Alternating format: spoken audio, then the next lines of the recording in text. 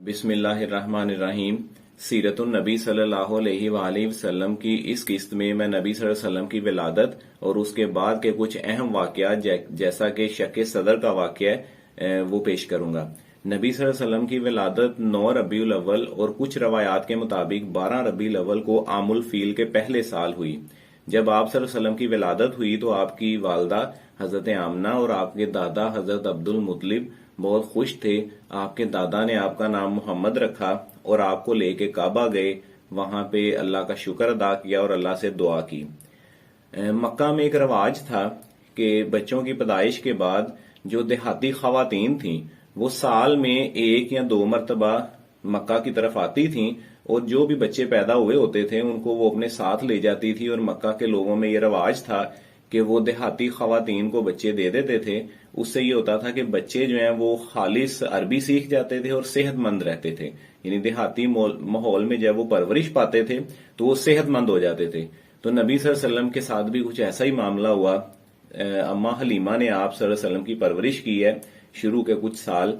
तो इसी तरह हुआ कि जब आप सल्लल्लाहु अलैहि वसल्लम की पैदाइश हुई तो कुछ अरसा तो आप सल्लल्लाहु अलैहि वसल्लम अपनी वालदा के पास रहे और उसके बाद कहत का जमाना था। अम्मा हलीमा खुद ही अपनी सारी जो वाकया सारा वो खुद ही सुनाती हैं कि मैं वहां पे कहत का जमाना था और मैं अपनी सहेलियों के साथ और भी बहुत खवातीन थीं उनके साथ एक काफले के साथ मक्का की तरफ आई ताकि हमें जो बच्चे थे वो मिल जाएं और उनका जो सिस्टम था अपना खाने का रोजगार का वो भी इसी तरह चलता था।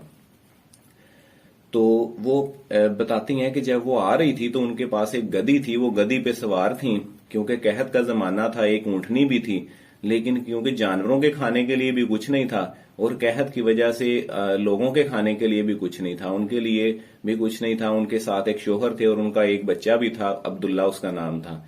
तो वो बताती हैं कि जब हम मक्का पहुंची तो रास्ते में मैं बार बार पीछे रह जाती थी क्योंकि उनकी गधी जो है वो चलती नहीं थी, बड़ी कमजोर थी क्योंकि खाने पीने को कुछ नहीं था, जानवरों का चारा भी नहीं था। तो इस वजह से वो बार बार पीछे रह जाती थी काफले से। तो दूसरी खवातीन उन्हें कहती थी कि जल्दी मतलब साथ मिलो, तो मैं क्या तुम्हारी गधी क्यों नहीं चलती। तो खैर वो किसी ना किसी तरह से पहुंच गई, मक्का पहुंच गई। तो नबी सल्लल्लाहु अलैहि वसल्लम के क्योंकि वालिद आप सल्लल्लाहु अलैहि वसल्लम की पैदाइश से पहले ही वफात पा चुके थे तो अम्मा हलीमा ये बताती हैं कि सबकी कोशिश थी कि वो ऐसे बच्चे लें जिनके वालिद जिंदा हों ताकि उन्हें मुआवजा अच्छा मिले। तो नबी सल्लल्लाहु अलैहि वसल्लम को भी सब औरतों पे पेश किया, यानी सब औरतों को नबी सल्लल्लाहु अलैहि वसल्लम को देना चाहा लेकिन किसी औरत ने ऐसा कबूल ना किया। तो सब औरतों को बच्चे मिल गए लेकिन अम्मा हलीमा को कोई बच्चा ना मिल सका।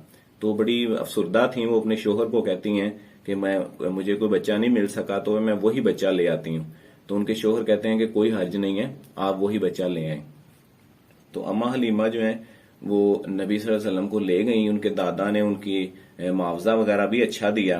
तो वो बताती हैं कि जब मैंने नबी सल्लल्लाहु अलैहि वसल्लम को ले लिया तो उसके बाद हमें इतनी ज्यादा खुशहाली आई कि जानवरों ने भी दूध देना शुरू कर दिया और हमारे खाने का भी बंदोबस्त हो गया। तो नबी सल्लल्लाहु अलैहि वसल्लम भी और उनका एक अपना बेटा भी था, अब्दुल्ला छोटा था, उनको भी मतलब दूध मिल गया। तो यानी एकदम से ऐसी बरकत हुई कि खुशहाली हो गई। उसके बाद जब वो वापस जा रही थी तो वो उनकी गधी जो कि पहले चलती नहीं थी तो वो सबसे आगे आगे थी। तो दूसरी खवातीन कहती थी कि इनके साथ पता नहीं अब क्या मामला है। तो उसके शोहर ने कहा कि अल्लाह की कसम तुमने कोई यकीनन जो है ना वो कोई नेक रूह हासिल की है, यानी इसमें कोई अल्लाह की बेहतरी है, ये कोई बड़ी नेक बच्चा है, बड़ा कोई सादतमंद बड़ा ऐसा बच्चा है जो हमारे लिए बाइस बरकत बनेगा। उसके बाद नबी सल्लल्लाहु अलैहि वसल्लम को 2 साल तक अम्मा हलीमा ने अपने पास रखा और 2 साल के बाद जब वो आप सल्लल्लाहु अलैहि वसल्लम को मिलवाने के लिए लेके आई हजरत आमना के साथ तो उनका इतनी ज्यादा आपसे सल्लल्लाहु अलैहि वसल्लम मोहब्बत हो चुकी थी कि उनका ये ख्याल था कि वो उनके पास ही रहें। तो अम्मा हलीमा ने हजरत आमना रज़ी अल्लाह अन्हा से दरख्वास्त की कि आप जो है ना वो ये बच्चा भी मेरे पास ही रहने दें ताकि कुछ और सेहतमंद हो जाए, अच्छा हो जाए। और मक्का में वबाई बीमारियां हैं तो हजरत आमना मान गई, उन्होंने कहा कि ठीक है आप इसको कुछ अरसा अपने पास और रख लें। तो नबी सल्लल्लाहु अलैहि वसल्लम जब 4 या 5 साल के थे तो एक अहम वाकया पेश आया। आप सल्लल्लाहु अलैहि वसल्लम बच्चों के साथ खेल रहे थे कि हजरत जिब्राइल आए, उन्होंने आप सल्लल्लाहु अलैहि वसल्लम को पकड़ा, आपका सीना चाक किया। इसे वाकया शक सदर बोला जाता है। تو سینہ چاک کیا، وہاں سے آپ کا دل نکالا، اس میں سے شیطانی حصہ نکالا اور اس کو زمزم سے دھو کے واپس رکھ دیا اور سینہ دوبارہ سلائی کر دیا۔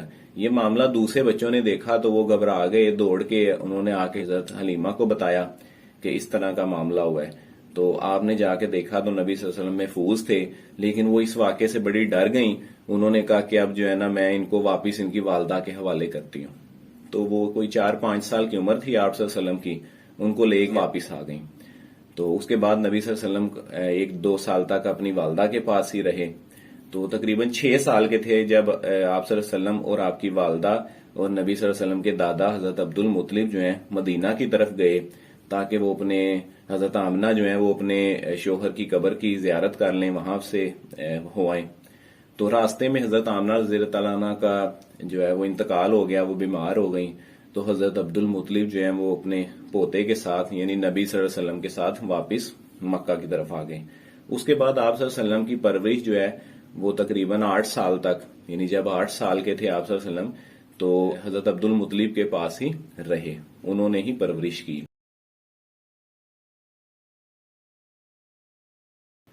آپ صلی اللہ علیہ وسلم جب 8 سال کے تھے تو آپ کے دادا حضرت عبد المطلب کا بھی انتقال ہو گیا۔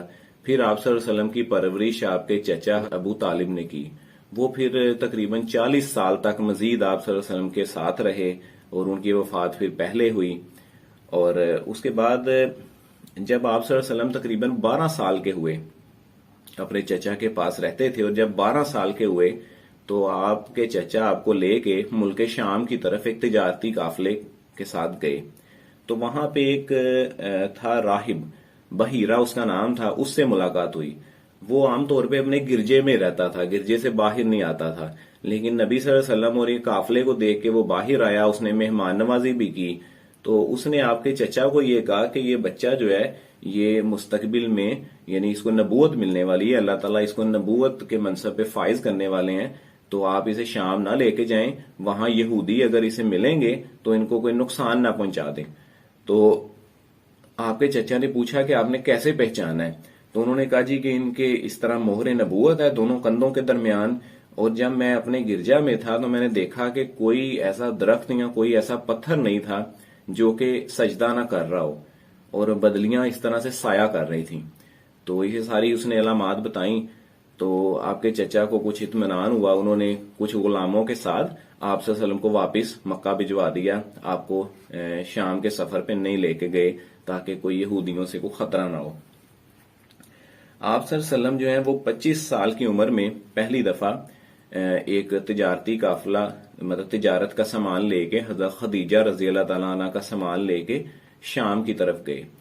تو ساتھ ایک حضرت خدیجہ رضی اللہ تعالیٰ عنہ کا غلام بھی تھا۔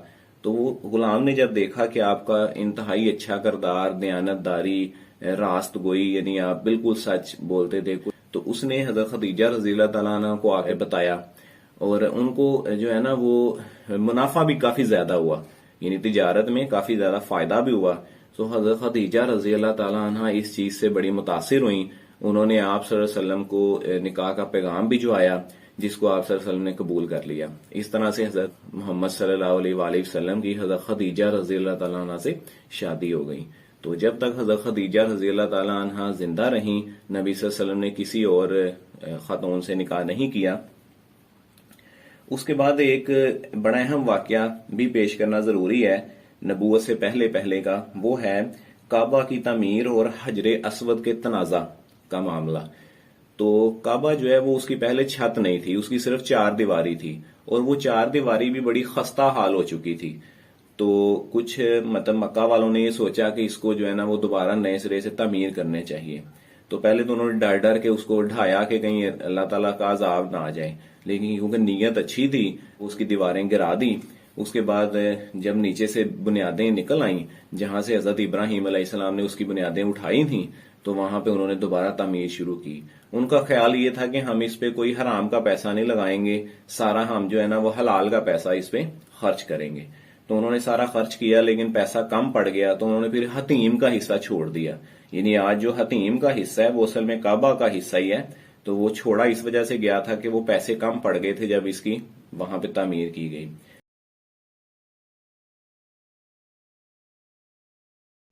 جب حجر اسود کو نصب کرنے کا ٹائم آیا تو سارے قبیلوں میں جھگڑا شروع ہو گیا.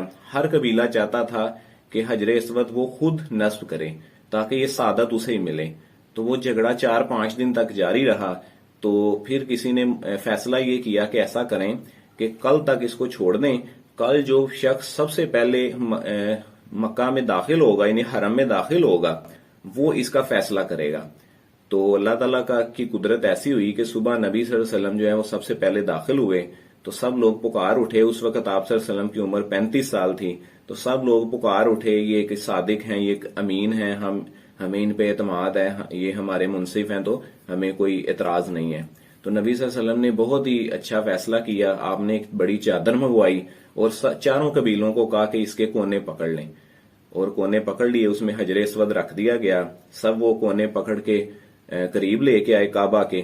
تو آپ صلی اللہ علیہ وسلم نے وہ حجر اسود اٹھایا اور اپنے ہاتھ سے نصب کر دیا. تو اس طرح سے وہ جو حجر اسود نصب ہے وہ بھی نبی صلی اللہ علیہ وسلم کے ہاتھ سے, آپ صلی اللہ علیہ وسلم کے مبارک ہاتھوں سے ہی نصب ہوا ہے. اور اس طرح سے وہ سارے جھگڑے بھی ختم ہو گئے. تو نبی صلی اللہ علیہ وسلم کی جو نبوت سے پہلے کی ساری زندگی ہے اس میں آپ صلی اللہ علیہ وسلم نے کوئی برائی کے کاموں میں کسی نے نہیں دیکھا آپ صلی اللہ علیہ وسلم کو. آپ صلی اللہ علیہ وسلم خود فرماتے ہیں کہ میں ایک دفعہ جو ہے وہ کوئی قصہ گوئی کی محفل تھی, اس محفل میں نے جانا چاہا لیکن مجھے راستے میں نیند آ گئی اور میں وہ محفل میں نہ جا سکا. تو اللہ تعالیٰ نے آپ صلی اللہ علیہ وسلم کی ہر لحاظ سے حفاظت فرمائی ہے. مکہ کے لوگ آپ کو صادق اور امین کہتے تھے, یعنی آپ میں کوئی برائی انہوں نے آج تک نہیں دیکھی تھی نبوت سے پہلے کے سارے دور میں. تو 40 سال میں آپ صلی اللہ علیہ وسلم کو نبوت ملی. اللہ تعالیٰ نے آپ صلی اللہ علیہ وسلم کو نبوت کے منصب پہ فائز کیا. تو نبوت اور اس سے بعد کے جو واقعات ہیں وہ انشاءاللہ میں اگلی قسط میں پیش کروں گا. جو کہا سنا وہ اللہ تعالیٰ قبول فرمائے, اور اس میں یقیناً کوئی غلطی کوتاہی کوئی کمی پیشی رہ جاتی ہے وہ بھی اللہ تعالیٰ معاف فرمائے. السلام علیکم.